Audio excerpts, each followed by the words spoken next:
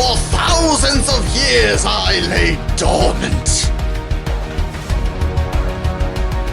Who has disturbed my slumber?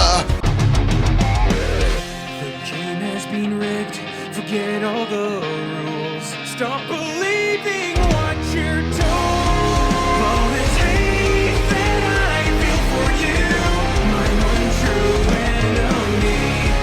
Once was blind, but now I see. It makes me question why.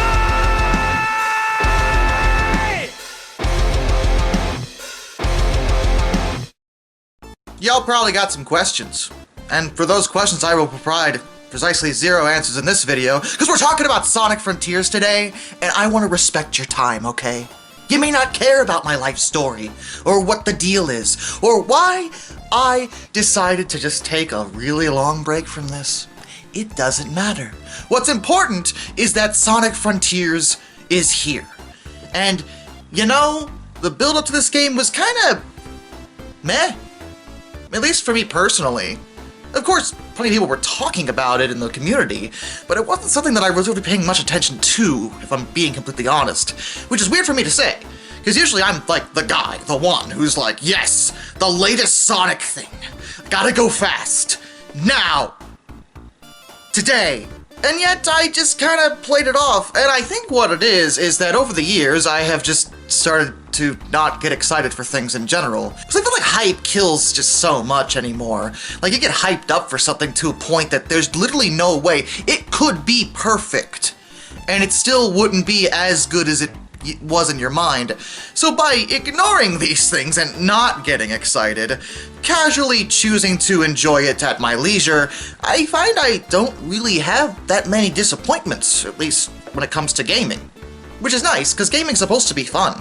I don't want to get angry and grumpy and have a freaking aneurysm because I'm gaming and getting too amped up over it, because I'm supposed to be enjoying myself whenever I game. And Sonic especially is something that I should really genuinely be able to enjoy, even if historically the series has made it a point to make sure that I absolutely am not allowed to do that ever. There are of course exceptions, and in recent years I feel like Sega's getting much more back on track when it comes to what Sonic is supposed to be and how the game should be handled. But Frontiers actually played a role in reminding me just how people tend to treat each other over video game opinions.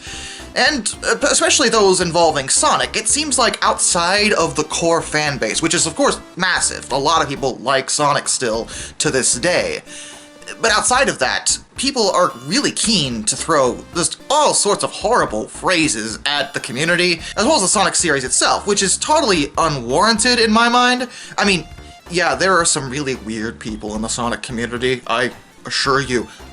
I'm aware. But you can say that about most things in life. Even if it's not gaming related, there's always going to be that one dude who really, really likes this thing, and that's the one thing he has in common with everything else, but then he's in the corner, like, picking his toenails off or something. Like, he's just a weird guy, okay?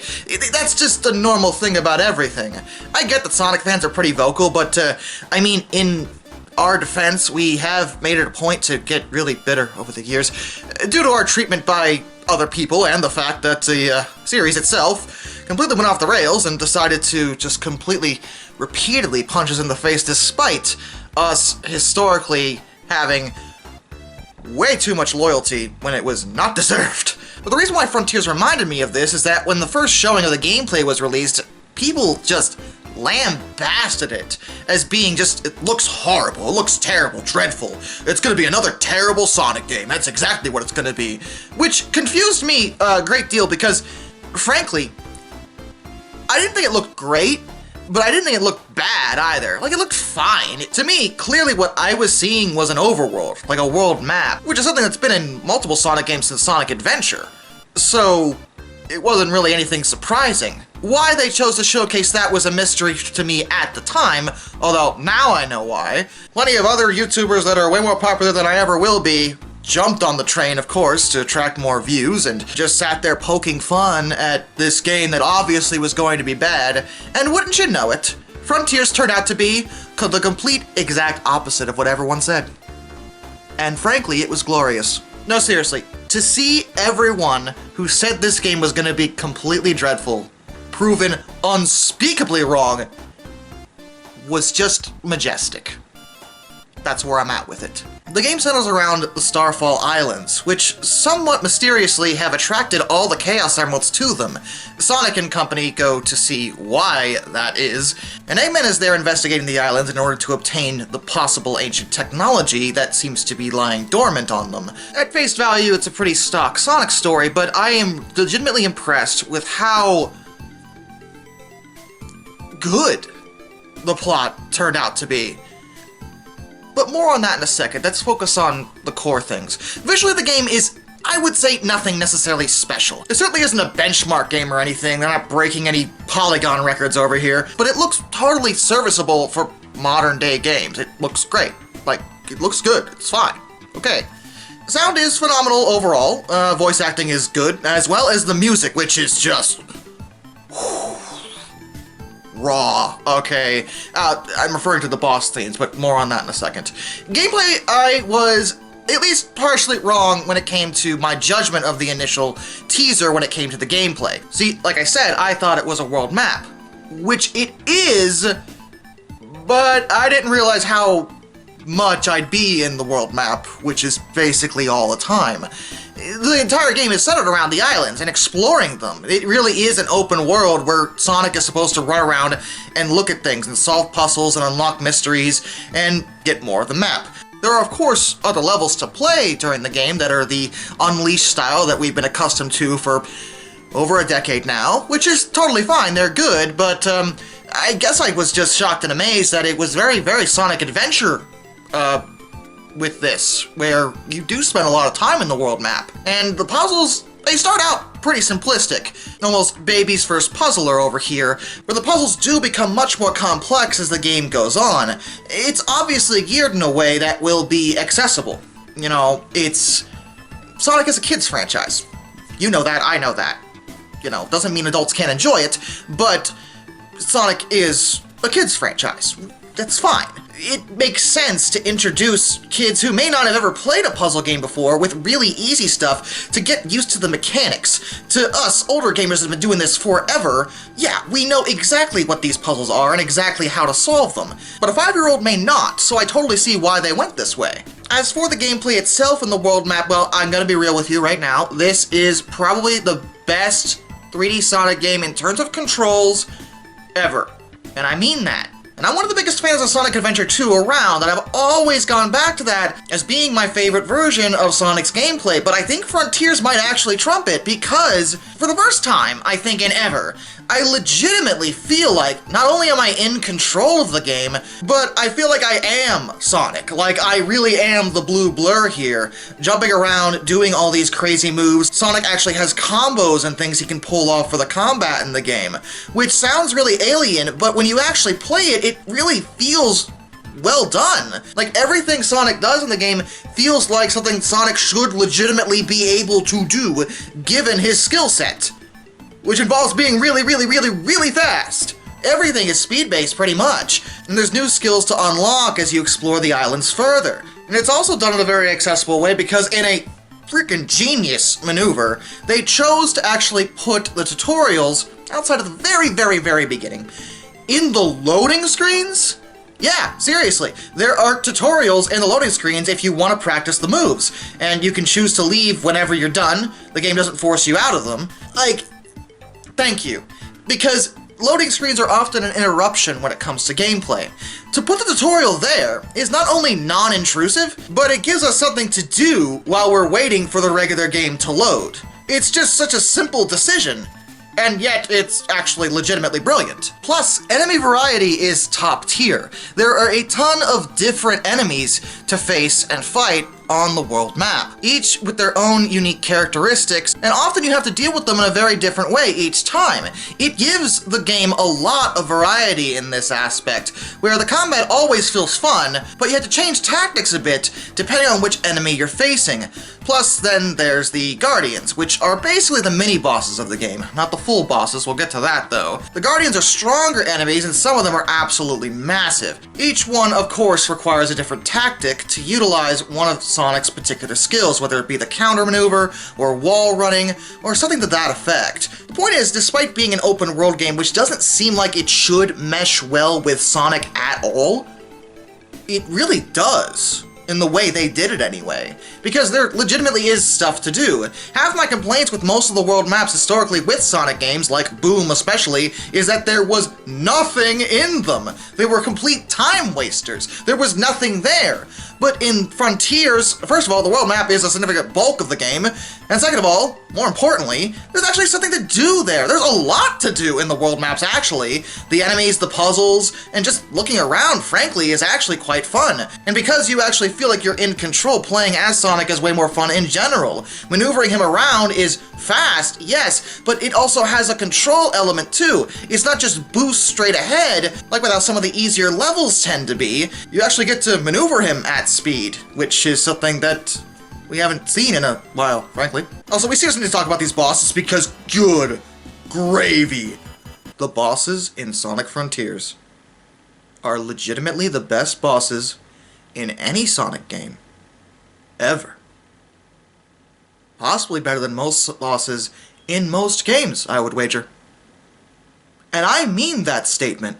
The Titans are what they are called, and good lord, I have never felt more satisfied playing as Super Sonic versus anything ever.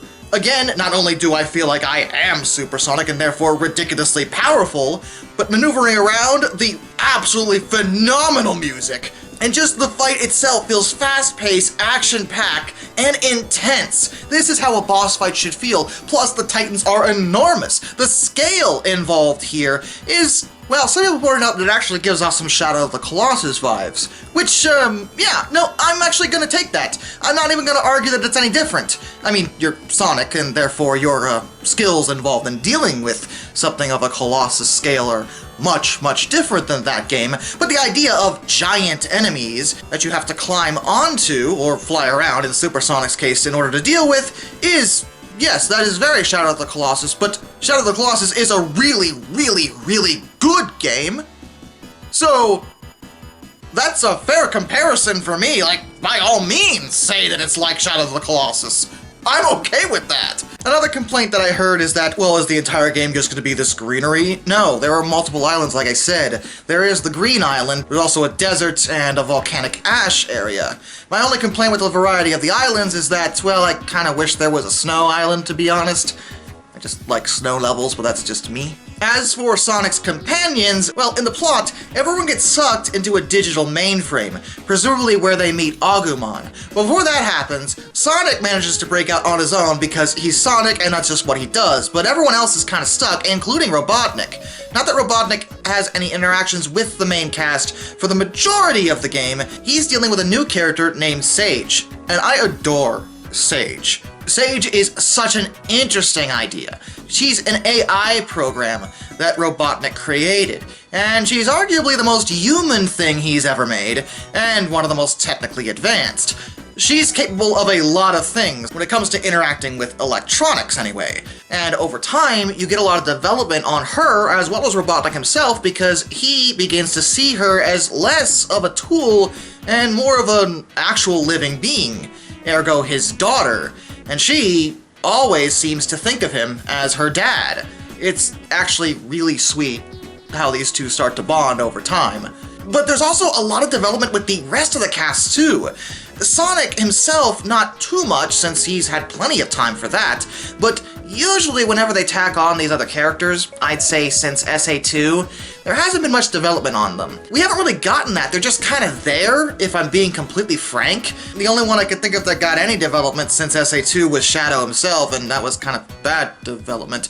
And Shadow's not even in this game. It's Tails, Knuckles, and Amy. Each one in their conversations with Sonic as he's trying to figure out how to get them back to the real world, starts developing their own character and acknowledging events in the past. And this is one key thing this game does that I think was legitimately brilliant. The plot of Frontiers does not necessarily just repeat things that we've done before in Sonic games. Rather, it acknowledges them, A. B. It builds on them. For once, the plots of multiple different Sonic games get mentioned throughout the course of the events in Frontiers, both adventure games as well as Heroes, Shadow, and even the Riders games. 06 is not mentioned, but then again, by 06's own admission, it never happened, so, I see why it wasn't brought up. And that's just the 3D ones. Knuckles makes direct reference to Angel Island, and he doesn't even get there by traveling with the others. He's pulled there in a portal from the island itself because he was there doing his job, guarding the Master Emerald. There's even a specific acknowledgement of Sonic 3 and Knuckles, which floored me and completely slapped me in the face with some nostalgia tripping right there. That was way out of the left field, but I was so happy with it. Because people love to talk about how the last really great Sonic game was Mania, and in terms of 3D games, it was Generations. And I don't think Generations is a bad game. I loved it back then, and I still think it's good. But let's be fair, you can't do Generations twice. Generations' whole thing, the whole shtick of Generations, specifically, is to just run you through the history of the Sonic series in a new, dolled-up way. It is a pure, unspeakable, unapologetic nostalgia trip, but it never pretended not to be. And it is a quality experience, too, on top of it. We accepted it back then because, well, for one, we'd been starved from nostalgia. The fact that they were acknowledging the old series was great, and every time they tried to do that before, they kind of screwed it up. Generations was the first time they did a nostalgia trip idea, and didn't mess it up. But like I said, you can't do that more than once. You couldn't make a Sonic Generations 2 and do the same thing all over again, because, well, nostalgia will eventually wear off. Eventually we're going to want something new, some new mix-up, something to move the series forward. Frontiers has nostalgic elements, but it's only because it retains its identity as a Sonic game. It doesn't get too different with it. Yeah, the idea of an open world experience where you're exploring as Sonic and things like that is definitely different. But the story and the callbacks to previous events showing that there's a canon here, an actual concrete plot line that these events have happened, that they are all in the same universe, it's moving forward, but it's respecting the past too. And I think that's something that Sonic has struggled with for a while, is every single game outside of Generations seems to just pretend like the last game never happened. Like, they just don't really call back to it. It's just not one of those things they tend to do. The last time they did that was Heroes and Shadow, but that was a questionable execution of that idea, and even that centered around just Shadow himself and his story. Here, we're acknowledging other things that occurred, other little elements, certain plot ideas that haven't really been fleshed out. There's a lot of lore in Sonic that really hasn't been explored, and it can be explored. It doesn't have to be a mindless, arcadey nonsense experience every single time. You can have established lore and character development in a Sonic game. It has been done. It just hasn't been done well in a really long time. Frontiers does it spotlessly, even addressing some previous issues I've mentioned with some of the characters before. Knuckles always being there despite supposedly supposed to be guarding the Emerald is explained by the fact that, well, he was doing that before he was dragged here. Amy is showing that she's growing up, and wants to go on a solo adventure to prove herself, rather than always following Sonic around. It shows some development for her. She's not just this ridiculous joke character who always mistakes every hedgehog to magically be Sonic, even if none of the other hedgehogs look at all like Sonic. And then there's Tails. Oh my goodness, I am so happy with how they handled Tails. Remember how I said that it really annoyed me in Forces when Tails cowered before Infinite, even though Tails had, prior to that point, actually fought by himself and won? Like, I would have taken him being defeated by Infinite, but he literally just runs away scared. It seems so strange, and it completely sold him short. Frontiers acknowledged that. I was blown away by this. Tails basically explained that, yeah, he has been brave, but he also gets scared sometimes. And effectively, it plays it off by the fact that Tails, despite being a boy genius, is just that. He's a boy. And children, frankly, tend to be radically inconsistent with their behavior sometimes. There are some days where my son thinks he can fight a semi-truck. There are other days where he won't leave his bed. Like, my point is the fact that not only did they bother to address this, but the fact that they even gave it a realistic explanation, like something that really does genuinely make sense for Tails. He's young, and he was very young when he started hanging out with Sonic. He was only 8 years old in the adventure games. And yeah, sure, he's older now, but he's still growing up. Sonic, by this point, is acknowledged to be 20, so he's an adult. Tails is still a teenager, and one of the big development points for him is that, much like Amy, he wants to try doing things for himself sometimes, rather than always relying on Sonic for everything. Which Sonic, in both cases, was remarkably chill with. Also, the overarching plot acknowledges chaos? Like Sonic Adventure chaos? Because it's determined in this game that the Chaos Emeralds themselves are of alien origin. They were under the possession of an ancient species of aliens that bear a striking resemblance to Chaos. But at the same time, they wound up on Earth. For one thing, they were driven from their home by a terrible, horrific, monstrous cataclysm. But they came to Earth because of the Master Emerald. They didn't have the Master Emerald, it was on Earth for some reason. And the Master Emerald pulled the Chaos Emeralds to it, guiding the aliens to Earth. Dr. Eggman in the audio logs you get confirms the relation because they actually took data from the digital space and compared the genetics of the aliens to that of Chaos. So they are somehow related. What do the Chow have to do with that? Because I thought Chaos was a mutated Chow. Are the Chow descended from them too? Because there's no Chow in this game. Instead, there are Cocos, which are these cute little sort of ancient doll things that definitely have a role to play when it comes to the mysterious nature of the islands. Based on what the plot suggests, it seems like the souls of the aliens have not yet been laid to rest, and the Cocos are kind of a way for them to act out their final moments to finally be at peace. That's how I'm taking it, but the plot does a really good job of telling you enough to make you satisfied, but leaving enough mystery that there's still more to explore when it comes to these islands. Oh yeah, I mentioned audio log of Eggman, didn't I? Yeah, you get those by fishing, because yeah, there's fishing in the game, and is that Big the Cat? Of all the things I expected to see, my boy Big was not one of them. I admittedly, though, am very happy about this. Can we just take a moment to appreciate the fact that Big, as a character, used to be so universally despised, and over time has become such a meme status that he's actually legitimately loved, unironically, by people now.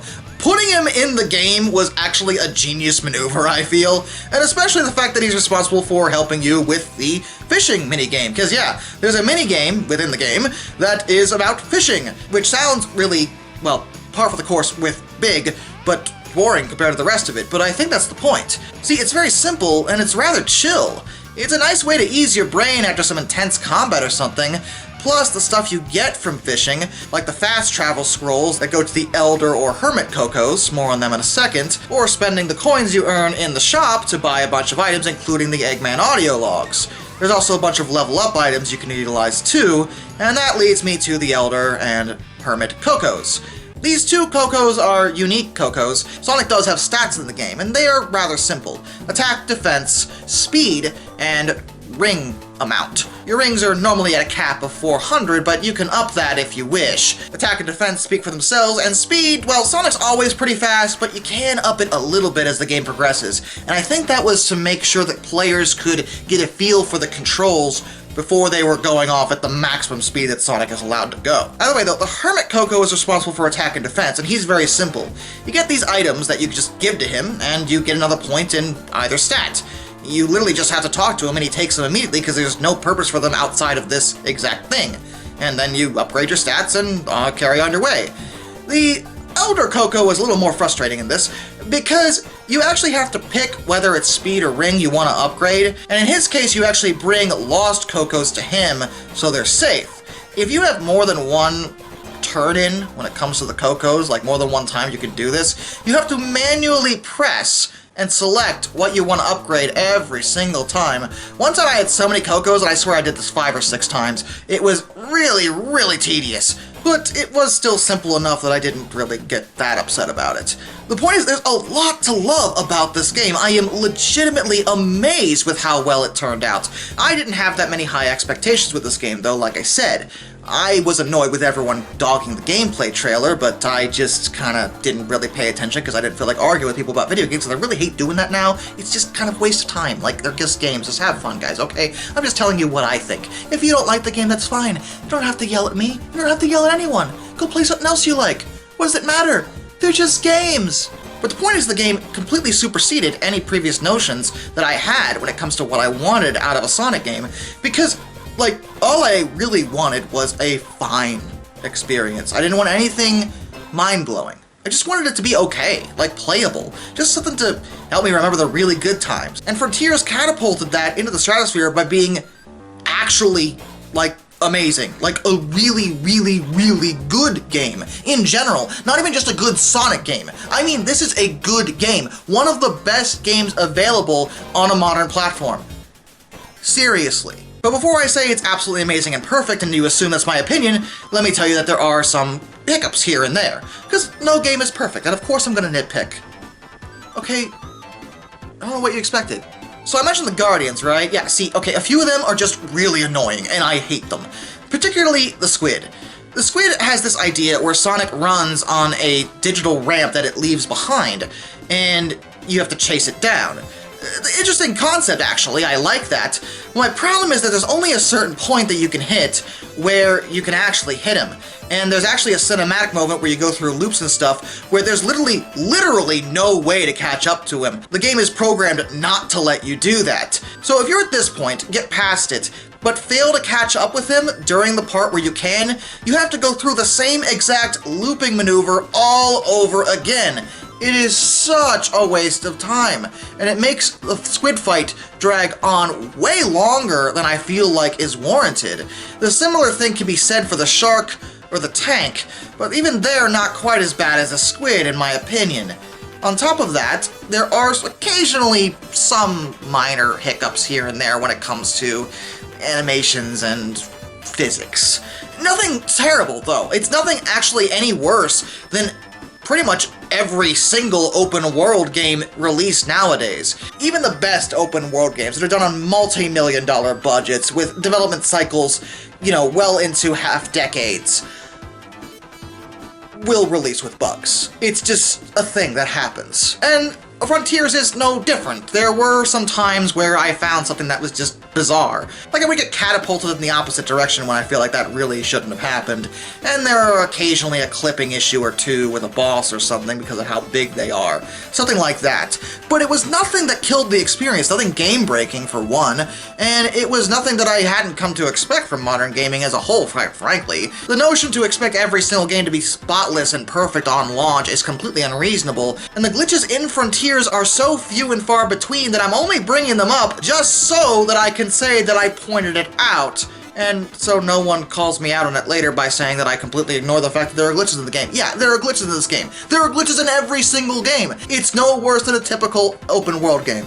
That's what I'm saying. My only other complaint is that the Titan bosses are all phenomenal, but the actual final boss, the true final boss, the actual evil entity that you're supposed to be fighting, actually kind of disappointing. Totally anticlimactic compared to the Titans. It feels like they spent all their time on them and not enough time on the actual final fight, which, considering the fact that the individual bosses in the game were mind-blowing, the actual final fight being kind of lackluster, it's just kind of disappointing in my mind. But I mean, it wasn't a big deal because the rest of the game was so good. It was a great experience. I was legitimately happy with it. Frontiers put Sonic in a different category, showing that he is capable of doing things that aren't pure side-scrolling platformers. He can do an open world game, a true open world game, and it actually be good. He's more flexible than people give him credit for, and Frontiers shows this. And to make it even better, good guy Sega coming in with free DLC coming up this winter, I think. Well, next winter, I guess. It's still winter now, technically. But yeah, they announced that pretty much after the game launched. They're gonna do a story expansion with multiple playable characters, actually, which sounds really cool, and it's free. They're not charging for it, which is just phenomenal. I mean, it's pretty normal nowadays. I think it's commonly accepted that most games will get DLC and the vast majority of them will charge for that DLC, even if it's a story expansion. Some games launch with DLC you have to pay extra for. But Sega's releasing a DLC expansion to this game a full year after it initially launched for free! Okay, look, regardless of what you think about Sega and Sonic as a whole, I think we can all agree that's a really good thing they're doing. Because, like, that's awesome. Just legitimately. Would I recommend Sonic Frontiers? Yeah, why are you asking me that? That's a stupid question. Of course I'm recommending it. It's a great game. Really. If you're a fan of Sonic, I implore you to at least give it a chance, because I know some people were turned off by the way it works, but I found it wonderful. Like, I was really happy with it. And it seems like Sonic can actually be a top-tier franchise for Sega again, right up there with, of course, Yakuza. But that's a much different vein of game, I think. But maybe it's just me. Maybe I've just been doing this so long that if I get anything half-decent, it looks remarkable to me, and that's just where I'm at with it, especially when it comes to Sonic. I mean, I have been doing this a long time. It's been, what, 15 years? Oh, goodness, it's been 15 years. And I guess that does raise the question, am I getting too old for this? Am I getting too old to be talking about video games and playing video games and liking things? Am I too old to like things? Never.